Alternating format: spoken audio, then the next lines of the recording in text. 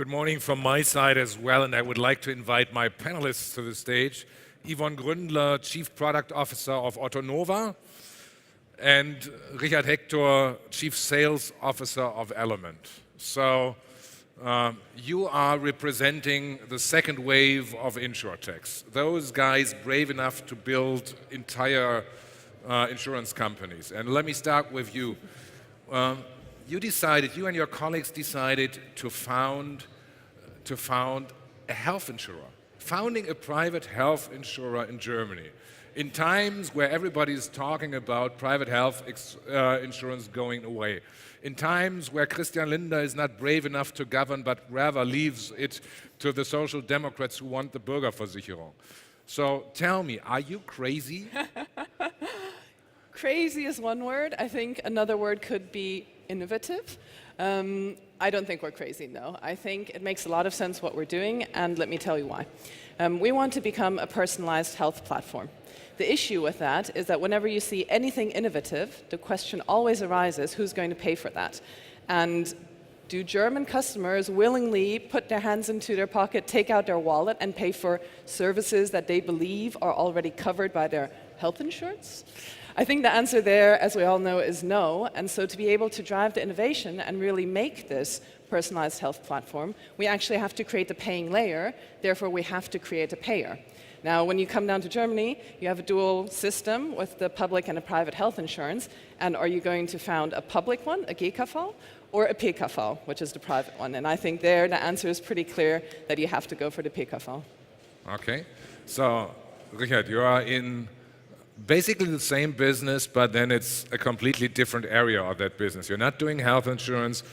You guys are doing property and casualty. Exactly. Obviously, there's one similarity in the approach. You both applied for a full license with BaFin, which I know is a lot of hassle and does cost a bit of money because you're building the entire business model, including risk-taking, which is very capital intensive.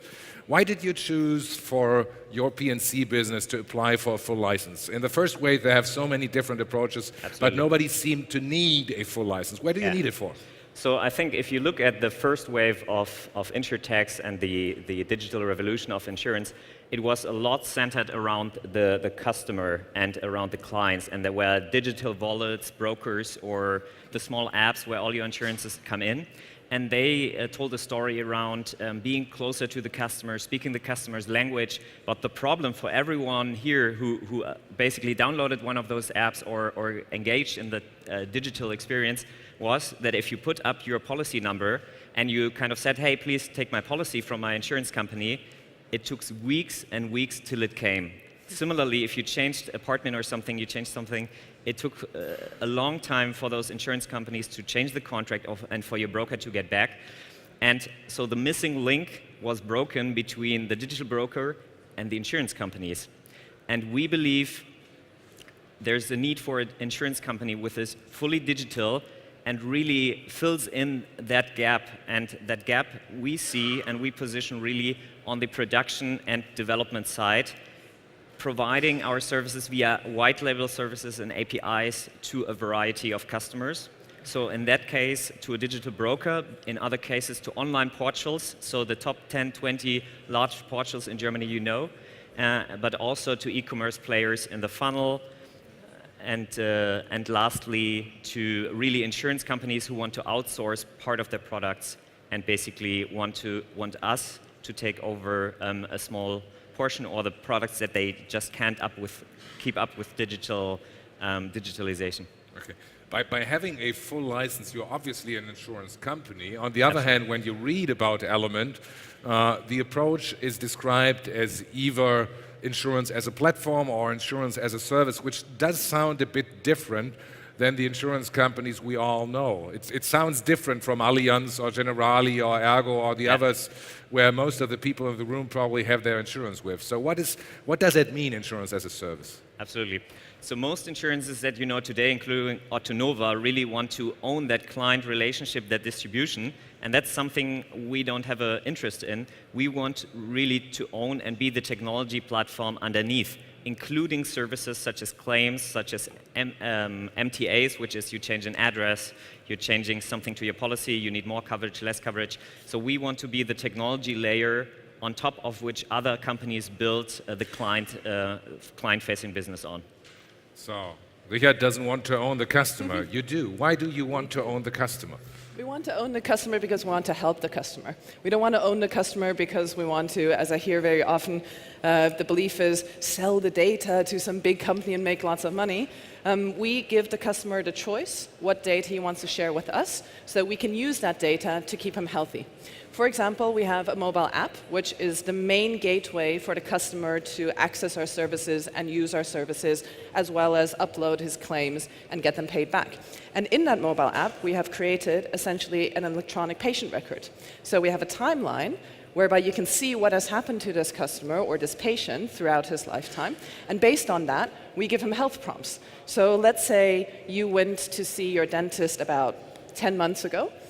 For your dental cleaning, we know that, and we say, don't forget, you should go in the next 2 months because you should go to your dentist every 12 months to get your teeth cleaned to keep your teeth healthy. And that's what we want to do. Well, you said you're giving the customer the choice. When you go to your website and you do some research, it basically gives you two choices because you have, and that's what you're proud of, you just have two simple products. And you are obviously the person who's responsible for it because you're the chief product officer. Is that you're lazy that you just give them two choices, or why do you limit the choice of a customer to two simple products? Our motto at Ottonova is Ottonova macht's einfach. So there's a little wordplay there in German. Ottonova macht's einfach in terms of Ottonova makes it simple, makes it easy. And Ottonova just does it like Ottonova macht's einfach. And what you just described is the first part, that we want to make it simple for the consumer. Because honestly, we believe that our core tariff, which is one of the many products that we have, is actually the best tariff that we could build without it going overboard in terms of price. There are very few differences actually between the two tariffs, and we really wanted to make the choice between those two very simple. So the question that the consumer asks himself is, when I'm sick and I need to go to hospital, do I want to be in a private room? Or am I okay with someone else being in that room? And most people have a very immediate reaction to that and say, oh, I don't mind, or no, I don't want anyone else sick in my room and screaming while I'm in pain and stuff like that. So we want to make it simple. And in terms of the question, am I being lazy? I hope not. We have a wider definition of products than you would maybe think in terms of your typical InsurTech. Of course, we have the insurance product as the core of our products, but then we have the digital services, for example, our mobile app, our web app, and the apps that we will give our partners to use. Then we have the services around it, for example, our digital doctor's visit, or our second opinion service, et cetera, et cetera. And then we also have our physical products around it, for example, our health box and also our insurance card, which has multiple functionalities. Well, as you know, I'm coming from the traditional insurance side, so I was involved in that for 20 years. So I ask myself, what is really innovative about what you're doing? When I look at Bitkom, the market leader who's also an investor in your company, I can find at least a few of the elements of your business model there as well. Relatively simple choice, few products, health services built around it. So what is the truly innovative component of what you guys are doing? We really want to make it simple and easy, and we want to guide our customers through the healthcare system. So I mentioned a few things already very briefly. One thing is the timeline that we have, which is the electronic patient record. Now, people have been talking about this and working on this for, I believe, around 20 years in Germany now. We actually made one, which is filled automatically for our clients, and that's an innovation which I have not seen on the market so far. The second part is the digital doctor's visit. Again, something that has been talked about for quite a while in Germany, and people are thinking about doing pilots, et cetera, et cetera. Only 2 weeks after we already launched it was there a pilot done in one of the states in Germany, which obviously only covers 1/16 then of Germany's geography. So again, there we're trying to push the innovation and deliver things that give the clients what they need, namely access to the right healthcare as soon as possible, more quickly. Of course, you have to give us some time. We're 4 months old, so we're trying. Okay, so Richard, we just heard from Yvonne about their product, and they obviously chose the most complex product in the insurance world to simplify. So they start with a complex concept of health insurance, and they try to make it more simple and easy to understand. You're in property and casualty, which in itself is a bit simpler. So where's your unique selling proposition to the customers or to the partners you work with? Absolutely. Yeah, so you just touched on it. Our main difference is that we don't sell to end customers, but really to large portals, insurance companies, and really B2B partners. And right now, as far as I know, there's no one really out there who can basically build a digital white-labeled portal and then kind of the push of a button, spin it up again for the next partner and for the next partner, who can all white label it with their brand, with their own language, with their own even customized insurance products. So we will have not just one household insurance, we have multiple versions depending on the partners, and to really provide the basis and the technology. And to be more specific, for us, it's really important, of course, to do product development and risk modeling in just a few weeks and not months or sometimes years to provide behavioral or asset-based pricing, so incorporate more data. Since we're based on the Amazon cloud, fully scalable model in terms of data ingestion, we can take a lot of data and provide better pricing. Claims management in, let's say, response times under 24 hours, small claims paying in just a few days and not sometimes weeks. And as mentioned before in the keynote, a key point is really our team setup, which is composed, and I just saw the 2018 budget. We have more than 50% really of our team and budget spent on technology, 25% on insurance experts, and then 25%, which is also my part, the account management and sales side of that. Bringing that together, finding the right team also here in Berlin, which is not so easy, and making that work is, I believe, also a core asset. So it's about superior technology, superior digital processes, quicker processes. You're applying that to an area of products which are less expensive than private health insurance, which allow less cost loading. So I can understand that a digital process is more efficient. On the other hand, you do need economies of scale because you have a cost base to build up these processes. And how do you manage to build up economies of scale against players like Allianz, who have 20 million and more customers in their database as well? They can afford to be a bit less efficient than you guys and still offer better cost ratios, can't they? Absolutely. So we don't have customer acquisition costs. Essentially, we really partner with large portals. So you can think of your mind where you're going every week. Some of them we will be launching together a partnership in Q1 of 2018. And furthermore, we also help insurance companies to outsource some products they don't want. So let's say a mid-sized health insurer who also has a little bit of P&C business but knows they cannot catch up with digitalization and providing customers the processes that they really want and the customer centricity. So they come to us and ask us, and we're actually getting requests on a daily basis whether we can take over a portion of their portfolio and manage it within our insurance as a platform service, while they remain the primary contact and kind of distribution channel and face to the customer. So, if I understand that correctly, Element are the nice guys. They play with the existing companies, they offer them services, they make it possible for them to improve by partnering with Element. Are you on the nice guys side as well? Of course we are. What a question. What we want to do is help the customer, right? And I would argue that there is no one in the entire healthcare market whose interests are so aligned with the customer and the patients as the health insurer. Because what do we want at the end of the day? We want customers who stay as healthy for as long as possible and then die very quickly. But ideally, live a really, really long, healthy life, because that's how we make our money, right?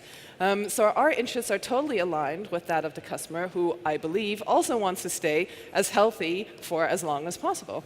So yes, I definitely see us as one of the good guys. Well, but you needed to divert from my question, because I said that Richard is not just playing nice with customers, but also nice with competitors. You just focused on the customers, which is a good thing to do, but how do you think your competitors do see you? There are like 40, 50 private health insurers, and I've heard at least a few critical words when it came to new players in that market. So what is your relation with these incumbents in your market? What we really want to do is build this personalized health platform, right? And what we need to do for that is also to partner. So in that respect as well, I believe that we're also the nice guys because we want to work together. The aim is not, and we can't, go to the incumbents and take away their entire customer base. That's not how the private insurance market is structured. People who have been, let's say, with the Allianz for 30 years, who have paid all their dues into it, who have built up their old age reserves there, they will not be switching to us, right? And we know that, and the Allianz knows that. So the question is, how can we work together to actually improve the system, to make it better for everyone, and which areas can we actually partner on where they do things very well and we do things very well? Well, from having been on the other side, I would say the approach of not just taking away the entire portfolio from them will not be enough to please them. But I was surprised that Debika decided to come on board as a strategic investor. So the market leader of the old world is investing into the new kid on the block. How does that work together? Because we're the nice guys, and we want to partner with them, and they see the possibilities in us. You also have to think about like how insurance, private health insurance as incumbents, how they're currently structured. They already have their customer base, they already have all the risk within their portfolio, and they cannot do things that we can actually do as the new kid on the block. Because when they do certain things, they need to roll it out to all their existing customers. So in a way, their hands are tied in certain areas where our hands are not tied because we're brand new. And that, I think, is where they see the potential to work with us, and they see our future, and obviously want to get a foot in the door early. Okay, so that is a very different approach from what you are doing at Element. So you're trying to play with the existing customers. So what will I see of Element in the future? Are you intending to build an insurance brand, or will you stay in the background and will just like have interaction with you as customers via the old players with whom we already have our insurance relationships? So we really want to stay in the background, meaning in fact in the small footprint as you call it, an insurance risk carrier, and let the stage be taken by existing brands today in the insurance space, but also really new brands who have a large customer base and just cannot work on the technology and can source that from us and leverage within their portal. Okay, so we have around 90 seconds left. So that leaves each of you with 45 seconds to answer the question. When, or to complete the sentence, we have been successful if, 3 years from now. Yvonne. We have been successful if our customers are living healthier lives, and we have partnered with other large insurances to be able to start changing the German health landscape as a whole. And Element has been successful if? If we help our partners to be closest to their customers and really help them to provide user-centered services, and we get the rate of, you know it better than I do, 30% are happy with their insurance today, up to 60 or 90. Okay, so thank you very much to both of you. We've seen two new players. On first view, very similar approaches. On the second view, completely different. I like that. Thank you very much.